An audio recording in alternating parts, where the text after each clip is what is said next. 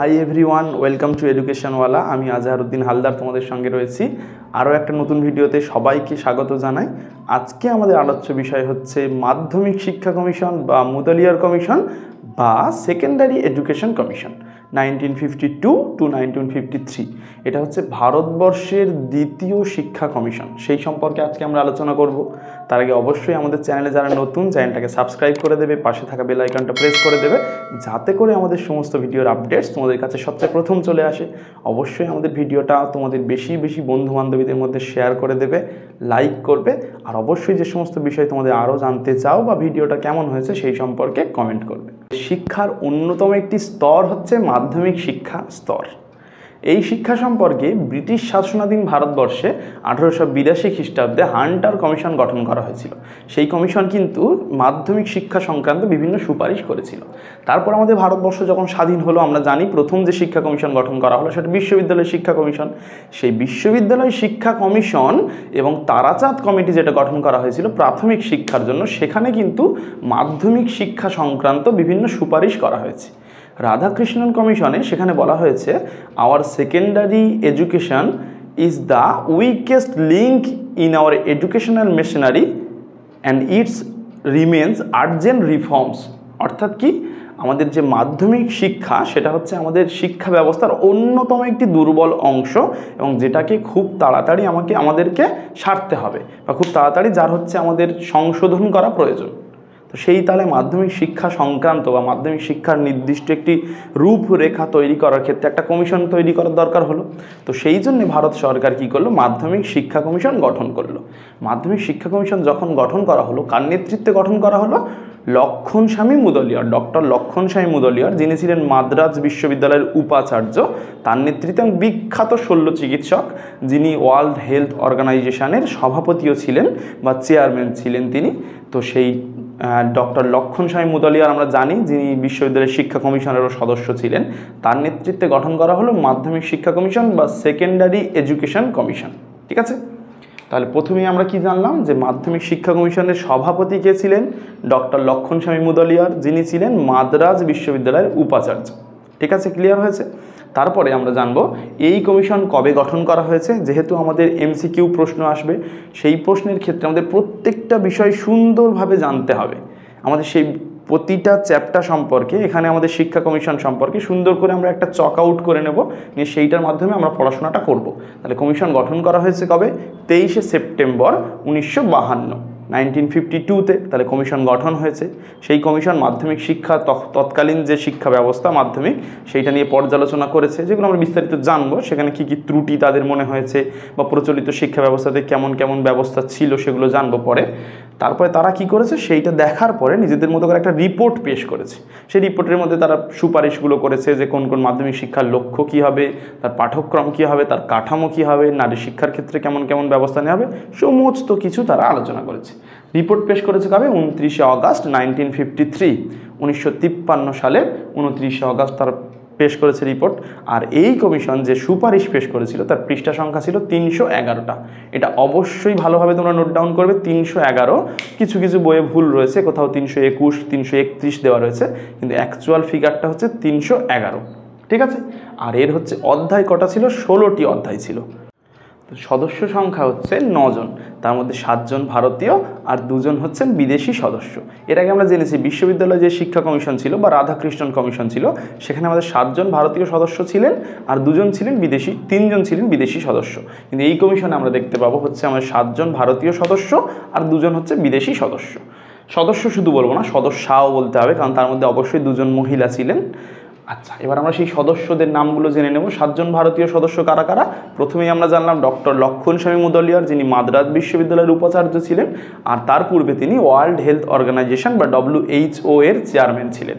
তারপরে আমরা দেখছি সম্পাদক ডক্টর অনাথ নাথ বসু। এটা তোমরা অনেক জায়গায় AN বসু দেখতে পাবে, ডক্টর AN বসু একই, তাহলে অনাথ নাথ বসু। তিনি কে ছিলেন? তিনি দিল্লি বিশ্ববিদ্যালয়ের প্রিন্সিপাল ছিলেন। ঠিক আছে, তারপর আমরা জানবো শ্রীমতী হংসরাজ মেহতা, যিনি একজন সদস্যা। তিনি কে ছিলেন? তিনি ছিলেন বরোদা বিশ্ববিদ্যালয়ের উপাচার্য, শ্রীমতী হংসরাজ মেহতা। ঠিক আছে, তারপরে রয়েছে আমাদের শ্রীমতী KL শ্রীমালী, কি বললাম, শ্রীমতী কে এল শ্রীমালী, যিনি কি ছিলেন, বিদ্যাভবন শিক্ষক প্রশিক্ষণ কলেজের প্রিন্সিপাল ছিলেন। বিদ্যাভবন শিক্ষক প্রশিক্ষণ কলেজের প্রিন্সিপাল ছিলেন। তারপরেই রয়েছেন কিন্তু আমাদের শ্রী জে তারপরওয়ালা, যিনি একজন অন্যতম সদস্য। শ্রী জে তারপরওয়ালা তিনি মুম্বাই যে কারিগরি শিক্ষা ভবন রয়েছেন তার নির্দেশক ছিলেন। মুম্বাই কারিগরি শিক্ষা ভবনের নির্দেশক ছিলেন তারপরওয়ালা। তারপরে রয়েছেন আমাদের শ্রী এম টি ব্যাস, একজন অন্যতম সদস্য শ্রী এম টি ব্যাস, যিনি ছিলেন নিউ এরা স্কুলের প্রিন্সিপাল। নিউ এরা স্কুলের প্রিন্সিপাল ছিলেন। তারপরে রয়েছেন শ্রী কে জি সাইয়াদিন, যার কথা আমরা ভারতীয় শিক্ষা কমিশনেও জানবো বা কোঠারি কমিশনেও জানবো, যিনি ছিলেন ভারতীয় শিক্ষা দপ্তরের প্রাক্তন যুগ্ম সচিব। ভারতীয় শিক্ষা দপ্তরের প্রাক্তন যুগ্ম সচিব ছিলেন শ্রী কে জি সাইয়াদিন। এবার আমাদের দুজন যে বিদেশি সদস্য রয়েছে তাদের কথা আমরা জানবো। সেই দুজন বিদেশি সদস্যদের মধ্যে হচ্ছে, প্রথম হচ্ছে জন ক্রিস্টি, যিনি ইংল্যান্ডের একজন অন্যতম শিক্ষাবিদ ছিলেন, জেসাস কলেজ অফ ইংল্যান্ড এর প্রিন্সিপাল ছিলেন তিনি। আরেকজন রয়েছে আমাদের কে আর উইলিয়ামস বা কিনেথ রাস্ট উইলিয়াম, যার নামটা ছোট করে আমরা এখানে দিয়েছি কে আর উইলিয়ামস, তার পূর্ণ নাম হচ্ছে কিনেথ রাস্ট উইলিয়াম। তিনি আমেরিকার একজন শিক্ষাবিদ ছিলেন। আর কে ছিলেন, আমেরিকার দক্ষিণ যে আঞ্চলিক শিক্ষা বোর্ড রয়েছে তার নির্দেশক ছিলেন, সহযোগী নির্দেশক ছিলেন। আমেরিকার দক্ষিণ আঞ্চলিক শিক্ষা বোর্ডের সহযোগী নির্দেশক ছিলেন। তাহলে আমরা এখান থেকে কি কি জানতে পারলাম? কমিশন কবে গঠন করা হয়েছে, রিপোর্ট কবে পেশ করা হয়েছে, তার পৃষ্ঠা সংখ্যা, অধ্যায়ের সংখ্যা, কতজন ভারতীয় সদস্য, কতজন বিদেশি সদস্য, ভারতীয় সদস্যদের নাম জেনেছি, তাদের সম্পর্কে জেনেছি আমরা, তার সঙ্গে সঙ্গে অবশ্যই বিদেশি সদস্যদের নামগুলো আমরা জেনেছি, তাদের সম্পর্কে জেনেছি। এখান থেকে সবথেকে গুরুত্বপূর্ণ বিষয় যেগুলো হলো, সব সদস্যগুলো আমরা মনে না রাখতে পারলেও চলবে, অন্তত 4 জন সদস্যের কথা আমাদের অত্যন্ত গুরুত্বপূর্ণভাবে মনে রাখতে হবে। সেটা হচ্ছে সভাপতি ডক্টর লক্ষণ স্বামী মুদালিয়ার, আর রয়েছেন অনাথনাথ বসু, ডক্টর অনাথনাথ বসু সম্পাদক, এবং দুজন বিদেশি যে সদস্য রয়েছেন ডক্টর জন ক্রিস্টি আর কে আর উইলিয়ামস বা কিনেথ রাস্ট উইলিয়াম। এগুলো অবশ্যই আমাদের জানতে হবে। তো মাধ্যমিক শিক্ষা কমিশন গঠন করার পর ভারত সরকার বলেছিল যে মাধ্যমিক শিক্ষা কমিশনের অন্যতম একটি উদ্দেশ্য হচ্ছে সমগ্র ভারতবাসীকে একটি সুসংবদ্ধ মাধ্যমিক শিক্ষা ব্যবস্থা উপহার দেওয়া।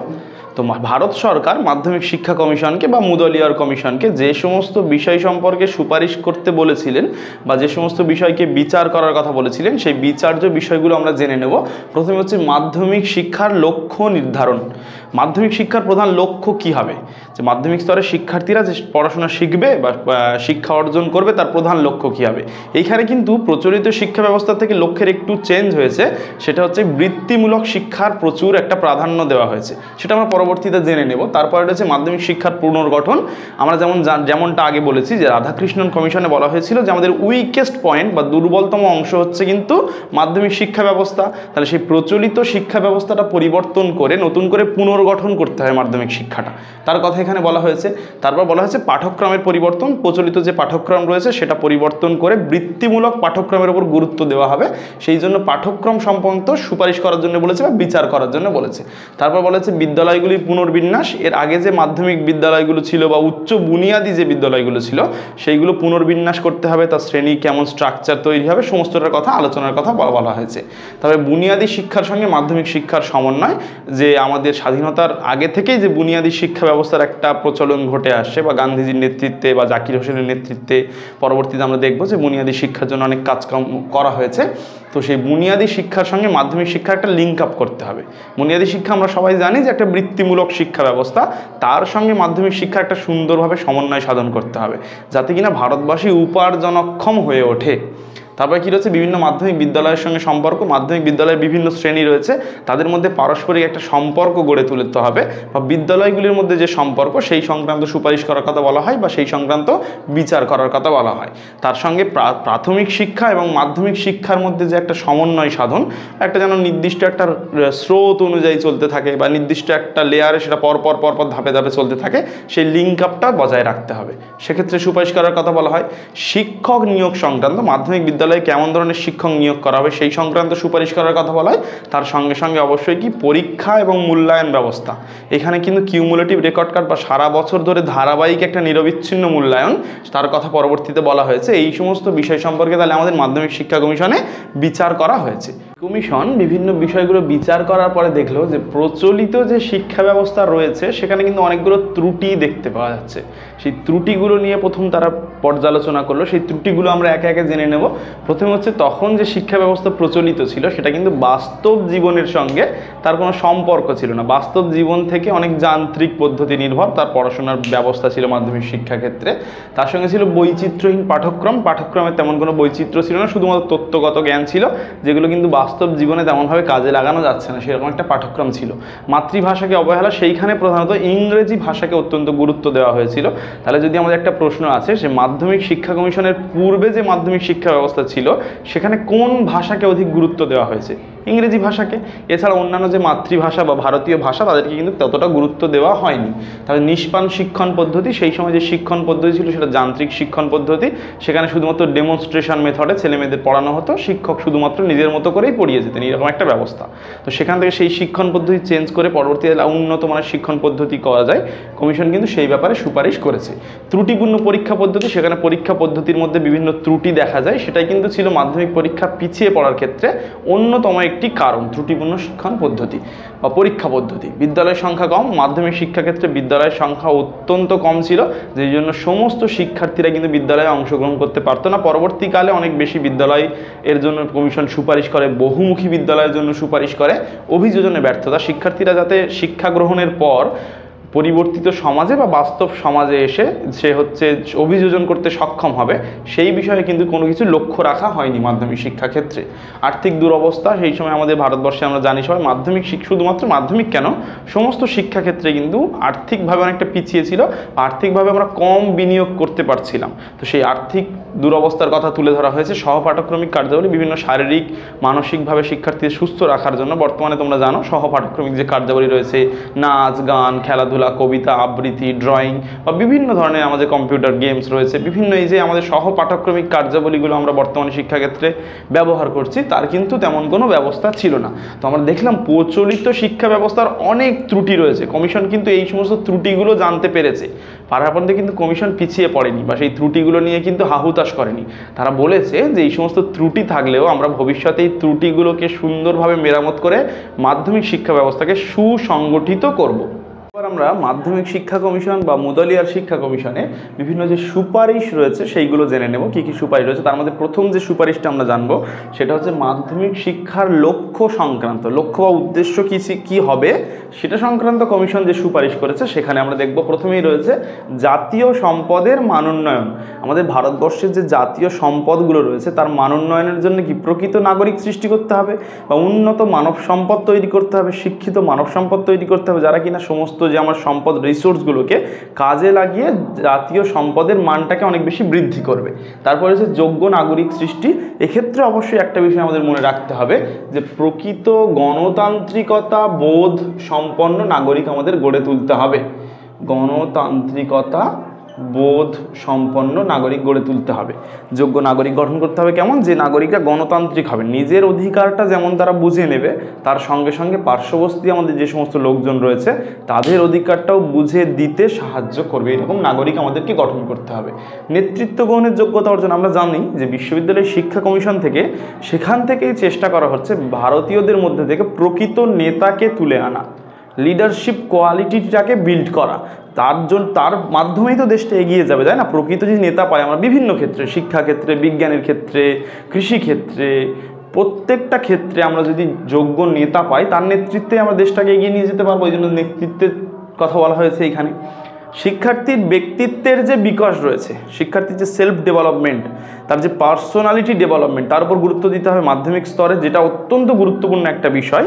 দেখো প্রত্যেকের একটা ইন্ডিভিজুয়াল পার্সোনালিটি রয়েছে, সেই পার্সোনালিটির ডেভেলপমেন্টের উপর কিন্তু আমার শিক্ষাক্ষেত্রে গুরুত্ব দিতে হবে। তারপর কিন্তু ব্যক্তি নিজেকে সেইভাবে লোকজনের সামনে উপস্থাপন করতে পারবে, তাই না? তারপর হচ্ছে কি, ভারতীয় সংস্কৃতির পুনরুজ্জীবন। প্রত্যেকটা দেশ আমরা দেখব তারা প্রধানত মাধ্যমিক স্তরে বা প্রত্যেকটা স্তরেই তারা চেষ্টা করে যে নিজেদের যে সংস্কৃতি রয়েছে, নিজেদের যে কালচার রয়েছে, সেই কালচারটার যাতে বিকাশ সাধন করা যায় বা সেই সংস্কৃতিটা যাকে বজায় রাখা যায়, তার পুনরুজ্জীবন করা হচ্ছে মাধ্যমিক শিক্ষার অন্যতম লক্ষ্য হবে। তার সঙ্গে সঙ্গে আমরা জানি ভারতবর্ষ হচ্ছে একটি ধর্মনিরপেক্ষ দেশ। সেই ধর্মনিরপেক্ষতা যাতে বজায় থাকে, ধর্মের নামে যাতে আমরা বিশৃঙ্খলা না তৈরি করি, নিজেদের মধ্যে ভেদাভেদ না করি, সেই ধর্মনিরপেক্ষতা বজায় রাখা মাধ্যমিক শিক্ষার অন্যতম লক্ষ্য। মাধ্যমিক শিক্ষা ক্ষেত্রে এমন ব্যবস্থা রাখতে হবে যাতে ধর্মীয়ভাবে আমরা ভেদাভেদ না তৈরি, শুধু ধর্মীয়ভাবে নয়, জাতি ধর্ম বর্ণ নির্বিশেষে যাতে আমরা সবাই একসঙ্গে মিলেমিশে থাকতে পারি, উন্নতর ভারতবর্ষ গঠন করতে পারি, সেটাই হবে মাধ্যমিক শিক্ষার অন্যতম লক্ষ্য। তার সঙ্গে সঙ্গে অ্যাডোলেসেন্স স্তর বা মাধ্যমিক স্তরে আমরা জানি সবাই আমরা বয়সন্ধিকালে থাকি। সেই বয়সন্ধিকালের যে সমস্ত চাহিদা রয়েছে, বয়সন্ধিকাল সম্পর্কে আমরা জানবো যে সেই সময় আমাদের দেহের মধ্যে যে সমস্ত বায়োকেমিক্যালগুলো রয়েছে তারা কিন্তু একটা একটা বিশৃঙ্খলভাবে হঠাৎ কোনো কেমিক্যালের বেশি ক্ষরণ হয়ে যাচ্ছে, কম ক্ষরণ হয়ে যাচ্ছে, তার ফলে আমাদের মধ্যে একটা চঞ্চল ভাব একটা দেখা যায়, সেটা শারীরিকভাবে হোক মানসিকভাবে হোক সমস্তভাবে।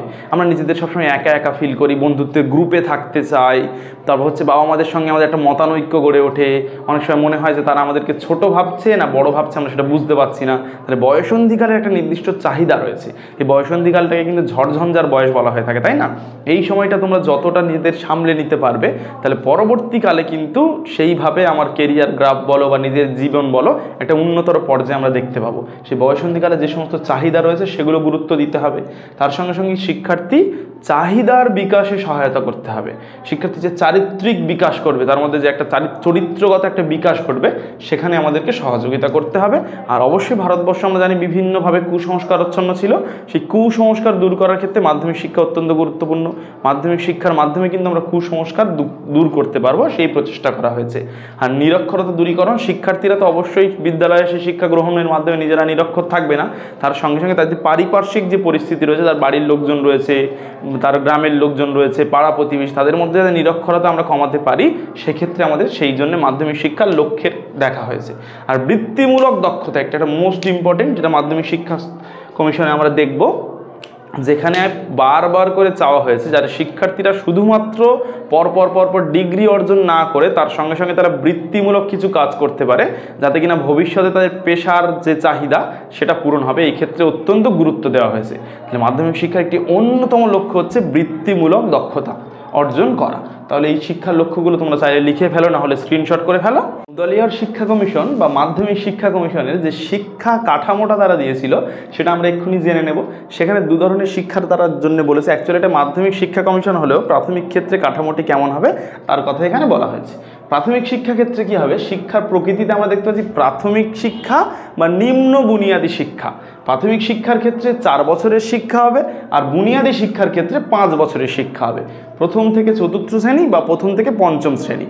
আর মাধ্যমিক শিক্ষার ক্ষেত্রে কী হয়, মাধ্যমিক শিক্ষা দু ধরনের, একটা হচ্ছে নিম্ন মাধ্যমিক বা উচ্চ বুনিয়াদী শিক্ষা, আর একটা হচ্ছে উচ্চ মাধ্যমিক স্তর। তাই নিম্ন মাধ্যমিক স্তরে কী হবে, 4 বছরের শিক্ষা হবে নিম্ন মাধ্যমিক স্তরে, আর যদি সেটা উচ্চ বুনিয়াদী হয় তাহলে সেটা 3 বছরের শিক্ষা হবে, সেখানে পঞ্চম থেকে অষ্টম বা ষষ্ঠ থেকে অষ্টম শ্রেণী পর্যন্ত থাকবে।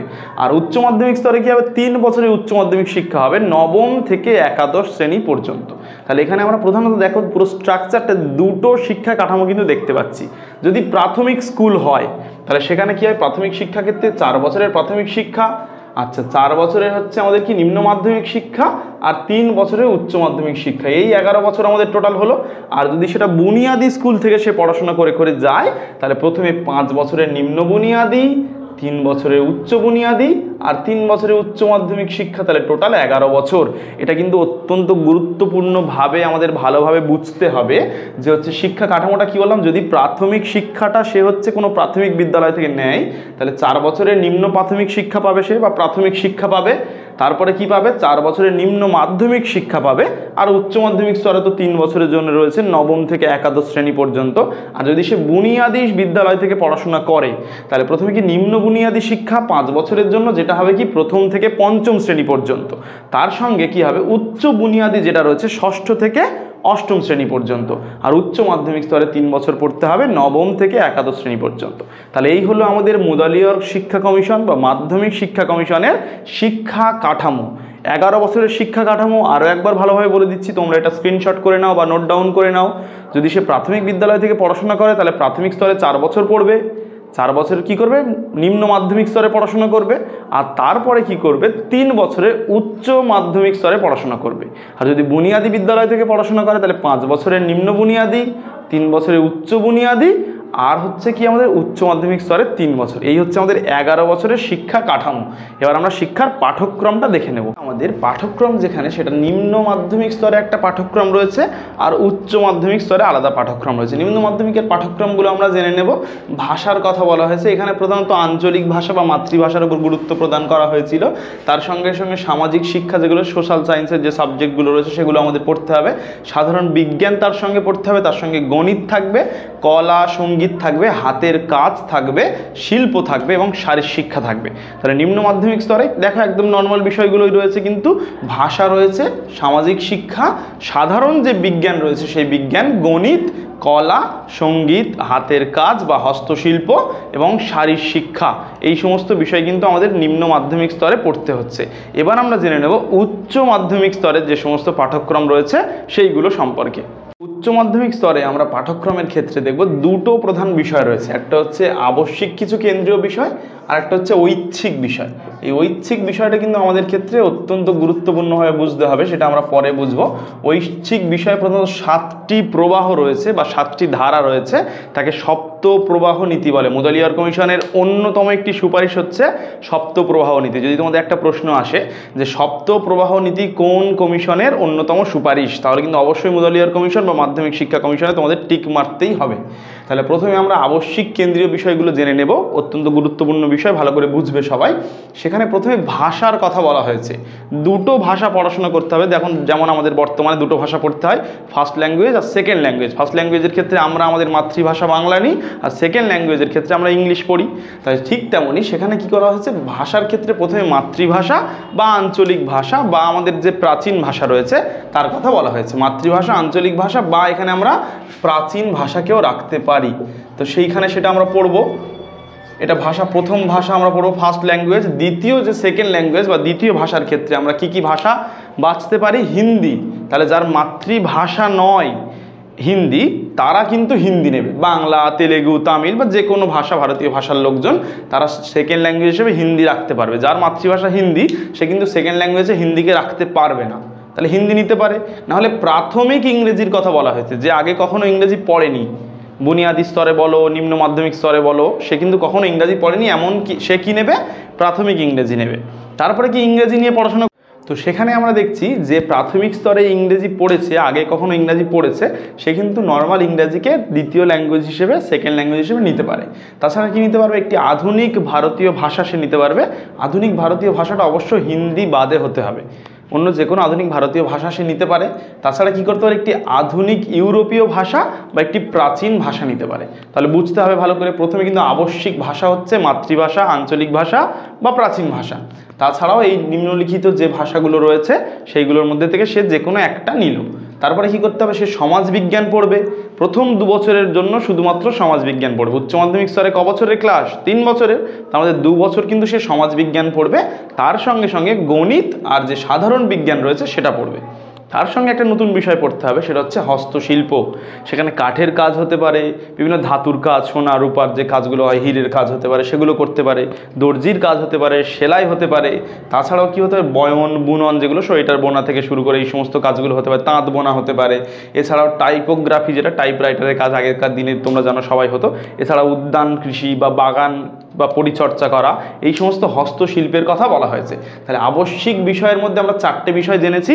প্রথম হচ্ছে ভাষা, তারপর সমাজবিজ্ঞান, তারপর গণিত ও সাধারণ বিজ্ঞান, তার সঙ্গে সঙ্গে আমাদের রয়েছে কি, হস্তশিল্প রয়েছে। এবার আমরা জেনে নেব ঐচ্ছিক বিষয়গুলো সম্পর্কে। আমাদের এর আগে আমরা যে আবশ্যিক বিষয়গুলো ছিল সেগুলো জেনে নিলাম, তার সঙ্গে কিন্তু আমাদের ঐচ্ছিক বিষয় থাকছে। এখানে ভালোভাবে বুঝতে হবে মাধ্যমিক শিক্ষা কমিশনে বলা হয়েছিল ঐচ্ছিক বিষয়ের 7টা প্রবাহ রয়েছে, সেই 7টা প্রবাহ থেকে যে কোনো একটা প্রবাহকে বাছতে হবে, সেই একটা প্রবাহ থেকে এবার 3টে সাবজেক্টকে বাছতে হবে, 3টে বিষয়কে বাছতে হবে, সেইটা ঐচ্ছিক বিষয় হিসেবে নিতে হবে। তাহলে ঐচ্ছিক বিষয় কটা পড়তে হবে? 3টে পড়তে হবে। সেটা কেমনভাবে পড়তে হবে? সেই 3টে সাবজেক্ট চুজ করার জন্য আমাদের 7টা প্রবাহ দেওয়া রয়েছে। বর্তমানে জানো মোটামুটি ধরো এখন বর্তমানে 3টে প্রধান স্ট্রিম বা 3টে প্রবাহ, সায়েন্স, আর্টস আর হচ্ছে কমার্স। ঠিক তেমনই সেই সময় কি করা হয়েছিল, 7টা প্রবাহ করা হয়েছিল। সেই প্রবাহ থেকে কি করতে হবে, যে কোনো 3টে সাবজেক্ট বা 3টে বিষয় আমাদের বেছে নিতে হবে। এই 7টা প্রবাহকে ওই জন্য কি বলা হয়, সপ্ত প্রবাহ নীতি বলা হয়ে থাকে। বা মুদালিয়ার কমিশনের সপ্ত প্রবাহ নীতি একটা অত্যন্ত গুরুত্বপূর্ণ প্রশ্ন, বিভিন্ন জায়গা থেকে যেখানে হচ্ছে আমাদের অনেক বড় প্রশ্ন পড়ে, সেখানে এই প্রশ্নটা অত্যন্ত একটা ইম্পর্টেন্ট প্রশ্ন আসে। তাহলে প্রথম প্রবাহটা আমরা কি দেখতে পাচ্ছি, মানবিক বিদ্যা বা হিউম্যানিটিস। সেখান থেকে আমাদের কি বাঁচতে হচ্ছে, একটা প্রাচীন ভাষা থাকছে, ইতিহাস, ভূগোল, অর্থনীতি ও পৌরনীতি, এটা একটা সাবজেক্ট ছিল সেখানে, আর গণিত ছিল, সঙ্গীত ছিল, আর গার্হস্থ্য বিজ্ঞান ছিল। এর মধ্যে যদি কেউ মানবিক বিদ্যাটা তাহলে নেয়, হিউম্যানিটিস যদি বেছে নেয়, তাহলে কি করতে হবে, এর মধ্যে থেকে যে কোনো 3টে সাবজেক্ট তাকে আবার বেছে নিতে হবে। দ্বিতীয় যে স্ট্রিম বা প্রবাহ রয়েছে সায়েন্স, সেটা আমরা দেখতে পাচ্ছি। সেখানে কি বলা হয়েছে, পদার্থবিদ্যা রয়েছে, রসায়নবিদ্যা রয়েছে, ফিজিক্স কেমিস্ট্রি, জীববিদ্যা রয়েছে, বায়োলজি, ভূগোল, গণিত, শারীরবিদ্যা ও স্বাস্থ্যবিদ্যা, যেটা ফিজিক্যাল আর ওয়ার্ক এডুকেশন একসঙ্গে বর্তমান দিনে, সেইটা তাহলে আমাদের বেছে নিতে হচ্ছে। তার সঙ্গে তারপরেই আমাদের কি রয়েছে, আরেকটা প্রবাহ, সেটা হচ্ছে কারিগরি বিদ্যা। সেখানে কি কি রয়েছে, ব্যবহারিক গণিত রয়েছে, ফলিত বিজ্ঞান রয়েছে, প্রযুক্তিবিদ্যা রয়েছে, সেটা দু রকমের হতে পারে, একটা মেকানিক্যাল ইঞ্জিনিয়ার, একটা ইলেকট্রিক্যাল ইঞ্জিনিয়ারিং, এটা পড়তে হচ্ছে। তাহলে কেউ এর মধ্যে যে কোনো একটা স্ট্রিম সে বেছে নিতে পারে। তারপরে যেটা রয়েছে আমাদের কমার্স বা বাণিজ্য, সেখানে কি কি ছিল, ব্যবহারিক বাণিজ্য ছিল, বুক কিপিং ছিল, বাণিজ্যিক ভূগোল ছিল, আর ছিল শর্ট হ্যান্ড ও টাইপ রাইটিং। এর মধ্যে থেকে যে কোনো 3টে সাবজেক্ট সে বেছে নেবে। সে যদি কমার্স যদি কেউ বেছে নেয়, তার মধ্যে তাহলে এই 4টের মধ্যে যে কোনো একটা সাবজেক্ট সে নিয়ে নেবে।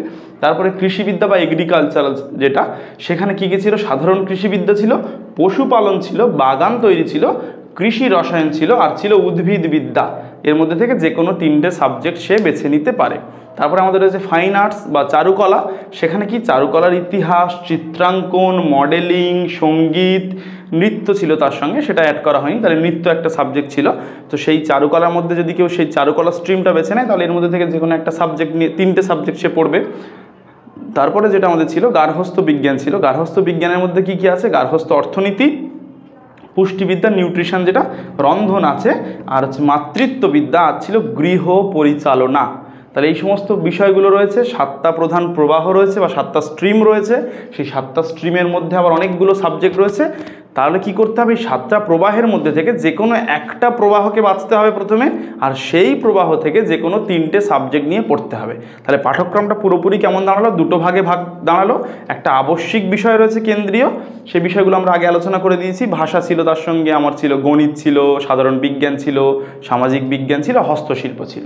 আর তার সঙ্গে ঐচ্ছিক বিষয় যে কোনো 3টে নিতে পারবে। সেই 3টে কেমনভাবে বাছতে হবে, তাহলে 7টা প্রধান স্ট্রিম, সেই স্ট্রিমের মধ্যে যে কোনো একটা স্ট্রিম আমাকে বেছে নিতে হবে। সেই একটা স্ট্রিমের মধ্যে থেকে এবার 3টে সাবজেক্ট, ধরো আমি বিজ্ঞান বিভাগটা বেছে নিয়েছি ঐচ্ছিক বিষয়ের মধ্যে, তাহলে বিজ্ঞান বিভাগে যে কোনো 3টে সাবজেক্ট বেছে নেবে সে ঐচ্ছিক বিষয়ে, তাহলে তার ওই 3টে সাবজেক্ট চলে যাবে। যার খুশি যে কোনো একটি স্ট্রিম সে বেছে নিয়ে তার মধ্যে থেকে 3টে সাবজেক্ট নিয়ে পড়তে পারবে। এটা হচ্ছে আমাদের উচ্চ মাধ্যমিক শিক্ষার তাহলে পাঠ্যক্রম। আমাদের আর যে সমস্ত সুপারিশগুলো করেছে মাধ্যমিক শিক্ষা কমিশন বা মুদালিয়ার কমিশন, তার মধ্যে উল্লেখযোগ্য একটি সুপারিশ হচ্ছে বহুমুখী উচ্চ বিদ্যালয় গঠন। সেই বহুমুখী উচ্চ বিদ্যালয় গঠন কেন করা হয়েছে, কারণ রুচি এবং পছন্দ অনুযায়ী শিক্ষার্থীরা নিজেদের পড়াশোনা করতে পারবে বা শিক্ষা গ্রহণ করতে পারবে। সেই জন্য সাধারণ শিক্ষা ক্ষেত্রে বা নর্মাল যে মাধ্যমিক শিক্ষা রয়েছে সেই ক্ষেত্রে যাতে ভিড় কমিয়ে বহুমুখী বিভিন্ন পেশা তারা গ্রহণ করতে পারে ভবিষ্যতে গিয়ে, সেই জন্য বহুমুখী উচ্চ বিদ্যালয়গুলো গঠন করা হয়েছে। বিভিন্ন শাখার বিকাশ করার ক্ষেত্রে সেখানে গুরুত্ব দেওয়া যায়, হাতে কলমে যাতে শিক্ষা দেওয়া যায় সেই জন্য।